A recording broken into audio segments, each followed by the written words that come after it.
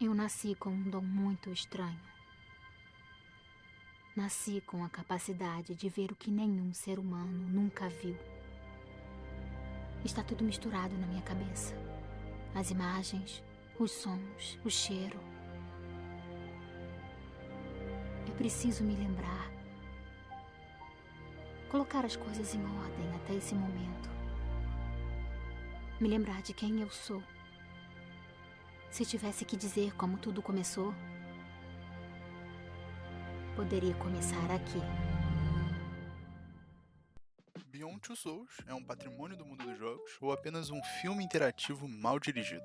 Desenvolvido pela Quantic Dream e depois distribuído pela Sony, Detroit Become Human chegava ao mundo dos jogos em 2013, sendo um sucessor espiritual de Heavy Rain, de 2010, e um antecessor de Detroit Become Human, em 2018. Em 2015, Beyond Two Souls contou com uma versão para PlayStation 4, mais tarde em 2019 ganhou uma versão para PC. Foi dirigido por David Page, diretor dos dois outros jogos de fama da Quantic Dream, e contou com participação de Ellen Page e William Dafoe como grandes atores em seu elenco. A principal premissa de Beyond Two Souls era ser um jogo de ação e aventura com escolhas, onde você determinaria o meio e o fim do jogo, contando a história de Jodie Holmes, uma garota que teria contato com o mundo espiritual ou paranormal.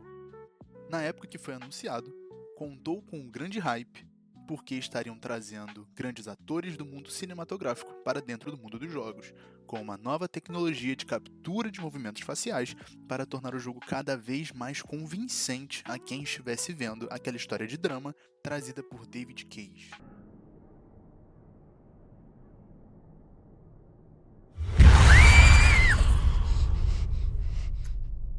Como os principais pontos positivos que o jogo poderia oferecer, a atuação dos atores fez o seu trabalho, ela tá incrível. Basicamente, você não vai ter nenhum problema em perceber que os atores conseguem passar as emoções que eles precisam passar naquele momento, naquela cena. Isso é um ponto muito forte do jogo, que principalmente fez ele fazer sucesso na época. Outro fator é a sua trilha sonora, que é maravilhosa, você sente que cada música foi feita para cada momento, de uma forma em que tudo se conecta e você fica imerso em meio ao problema que você está encarando ou à solução que você está recebendo. A ambientação do jogo é muito boa. Quando você passa nos centros urbanos, você sente que você está numa cidade grande. Quando você passa pelas partes mais desérticas, você realmente sente o calor, você realmente sente que você está dentro daquele ambiente. Outro ponto que é muito importante comentar sobre esse jogo é a variedade de NPCs que ele vai trazer para você, com alinhamentos distintos, pensamentos únicos e formas de agir únicas. Isso é incrível, principalmente para um jogo da época, onde cada personagem tinha que ser muito único para esse drama funcionar, já que a expectativa do jogo era que ele funcionasse mais como um ambiente cinematográfico do que aquela sensação de que você estaria imerso em um jogo.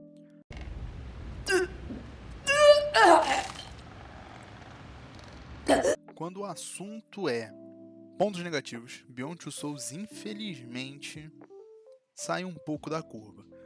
Os principais pontos que podem ser correlacionados logo de início é a sua narrativa desconexa, onde na versão de PlayStation 3, David Cage traz uma forma de contar a história que era um tanto quanto nova, onde ele trazia pontos futuros, depois você jogava pontos passados, e você acabava não tendo a sensação de evolução no jogo. Parecia realmente que você só estava assistindo e controlando só para poder fazer sentido aquelas coisas. Isso acaba levando a gente para o nosso próximo problema, a falta de agência do jogador. Por mais que pareça bobeira, quando você faz uma escolha, ela vai gerar de 3 a 4 caminhos diferentes, mas nenhuma delas vai realmente impactar no fim do capítulo. Ou seja, não importa quantas vezes você faça diferente, o fim do capítulo será o mesmo. O jogo ele também vai contar com diversos problemas de ritmo.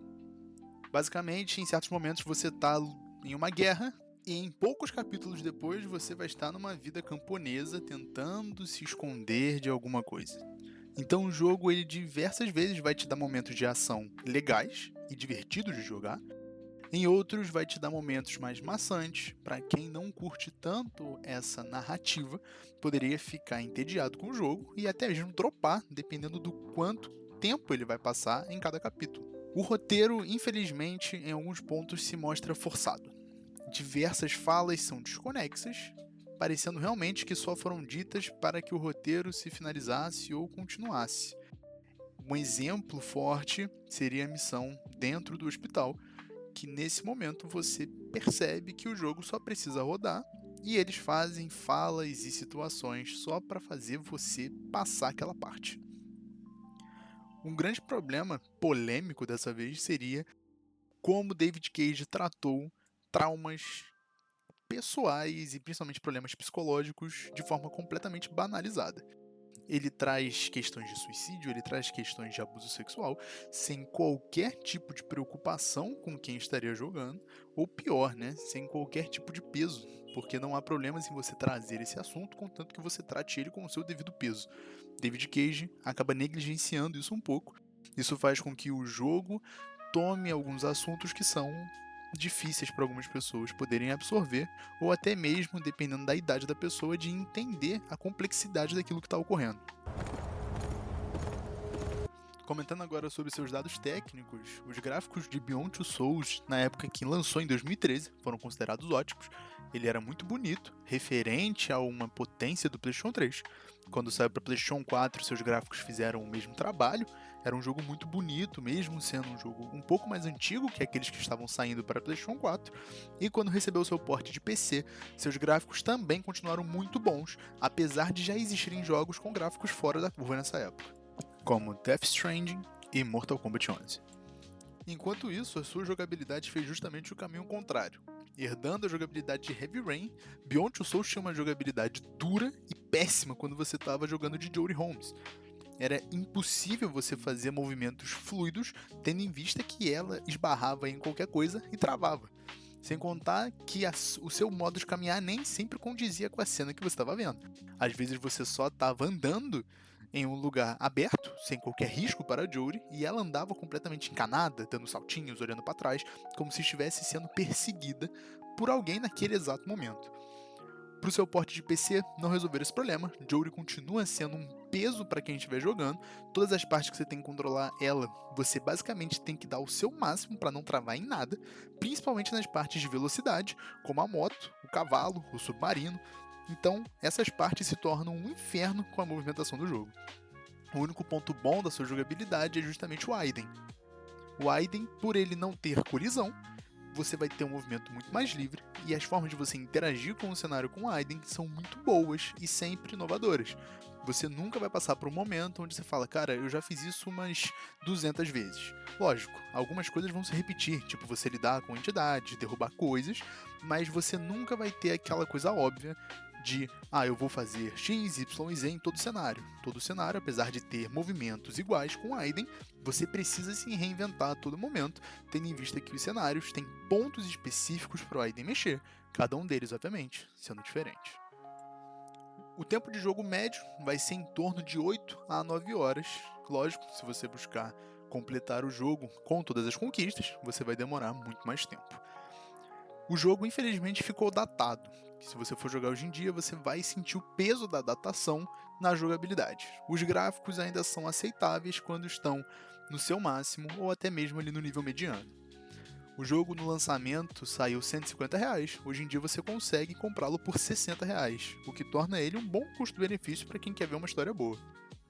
Comparando ele com o seu antecessor Heavy Rain tem a jogabilidade um pouco pior e gráficos piores, o que faz com que Beyond Two Souls fosse algo a mais que Heavy Rain no seu lançamento.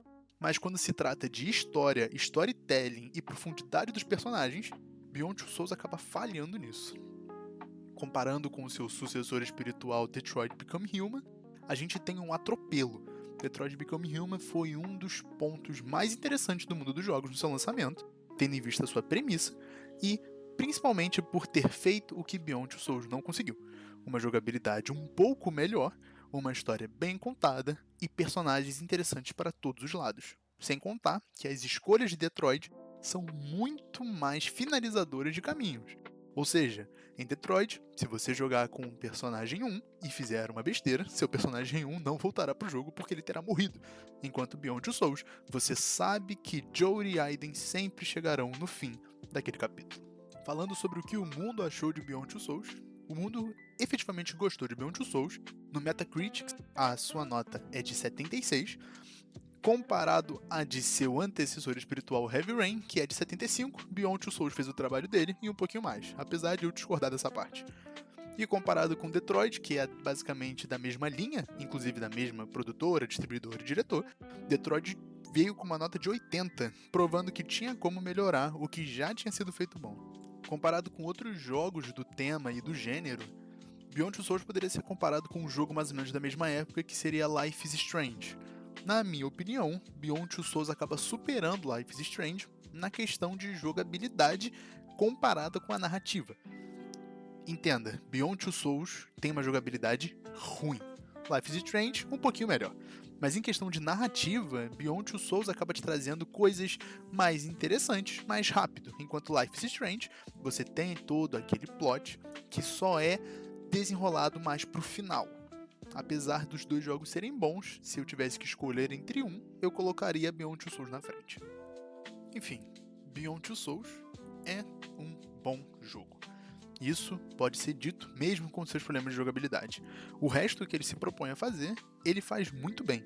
Principalmente depois que na versão de 2014 corrigiram os erros de continuidade, botando a versão normal de jogo, sem passar por toda aquela gangorra de vai e volta que David Cage propôs para o jogo em 2013. Sendo assim, você pode jogar o modo história, baseando-se no início da vida de Jory até o fim da história. Levando em conta tudo que foi dito, Beyond Two Souls é um jogo muito bom. Se a gente fosse colocar em uma nota, poderíamos falar que ele seria um sólido jogo que estaria entre 7 e 8. Sendo assim, se eu tivesse que dar uma nota mais precisa, eu diria que Beyond Two Souls estaria por volta do que o Metacritic realmente disse, 76. Mas, apesar desse 76, eu acredito que ele deve receber pontos positivos por ser um jogo que vale a pena jogar até hoje, sem ter grandes problemas com o passar do tempo. Beyond Two Souls pode ter a nota de 77.4 na minha opinião. Beyond Two Souls fez o seu trabalho muito bem e foi necessário para termos Detroit Become Human. E ele revolucionou quando ele veio para o mercado. Isso é muito importante. Eu acredito que os problemas dele acabam não sendo fatais para o decorrer do jogo. Sendo assim, me diz aí nos comentários se você realmente gostou da proposta, se você jogou, o que você achou do jogo, ou se você pretende jogar esse jogo. Eu tô querendo saber e conversar um pouco com vocês. Deixe o seu like, se inscreva no canal, e caso você queira compartilhar com alguém que também goste de jogar, fique à vontade. É isso, e obrigado.